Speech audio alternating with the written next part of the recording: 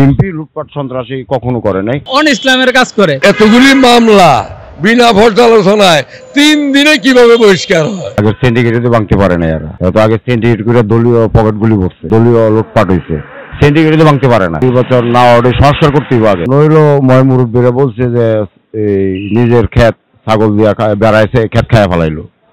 এরা তো রাজনীতি সম্বন্ধে নলেজ নাই, এরা রাজনীতিবিদ না, এরা কি অবদান আছে? এরা 5 তারিখে আন্দোলন করছে, কয়েকটা বাঁচাবো না, কয়েকজন ছাত্র মারা গেছে, এখন তারা দেশটাই তারা রয়ে গেছে। তারা মুরব্বীদের আগে হাঁটতে চায়, আওয়ামী লীগ বিএনপি মাইনাস করে তারা নিজেরা দেশ চালাইতে চাইতেছে। তারা তো দেশ চালানোর উপযুক্ত না। প্রকর্মগুলি কিছু কিছু কুলাঙ্কার আছে, এইগুলা দলের ভিতরে ঢুকছে, আওয়ামী লীগ থেকে লক্ষ লক্ষ মানুষ দলের ভিতরে ঢুকছে।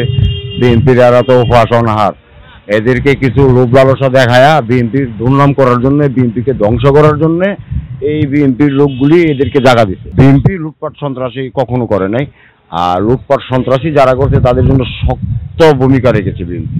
মানে আমি চাই সব ইসলামী দল একত্রিত হইয়া, মানে ইসলামের মধ্যে তো একজনের একমত না। আমি চাই যে সঠিক ইসলামের নাম দিয়া অন ইসলামের কাজ করে, এরকম চাই না। আমি চাই ইসলামের আইন যেটা আছে, আল্লাহর কোরআনের মধ্যে যেটা আছে, ওই আইন মতে দেশ পরিচালনা হোক। ইসলামী আন্দোলন তো আমার মনে হয় না একা যাইতে পারবো। মানে সব দল যদি, ইসলামী দল যদি মনে করেন এক হয়, পরিচালনা করে, ইনশাল্লাহ দেশ সুন্দর চলবো, আমার একটা আশা। এই দেশে এতদিন কোনো বিচার হয় নাই, এটা আলোচিত সমালোচিত পত্রিকায়ও আছে, কিন্তু এখন বর্তমানে অত হচ্ছে না মনে হয় আমার। তার কারণ এতগুলি মামলা বিনা পর্যালোচনায় 3 দিনে কিভাবে বহিষ্কার হয়। যেমন 21 আগস্ট 2004 সালের 21 আগস্টে যে গ্রেনেড হামলা হইল, এই গ্রেনেড হামলার মামলাটা এইভাবে প্রত্যাহার হয় কিভাবে? পুরা ঘটনাটাই কি মিথ্যা? যদি পুরা ঘটনাটা মিথ্যা না হয় তো কিছু তদন্ত করতো তারা, তাহলে সেটা সুবিচার হইতো।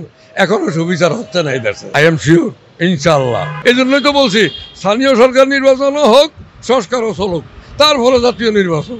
এখন আমি তো ভোট দিব আসলে স্বাধীনতার যাদের ভূমিকা বেশি রয়েছে তাদেরকে।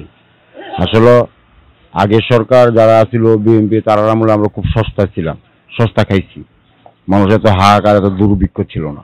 আগামীতে ইনশাল্লাহ বিএনপি আসবে, দেশের মানুষ তো সবাই বিএনপিকে চাচ্ছে। কারণ আমার 5 টাকার আমলটা চলে গেছে, এখন এই আমলটাকে আবার দেখি চেষ্টা করে কি করা যায়। তারা তো সবসময় এই দ্রব্যমূল্যের বাজারের দিকে নজর রাখছে, মনিটর করছে, তারা সবসময় কম খাওয়াইছে।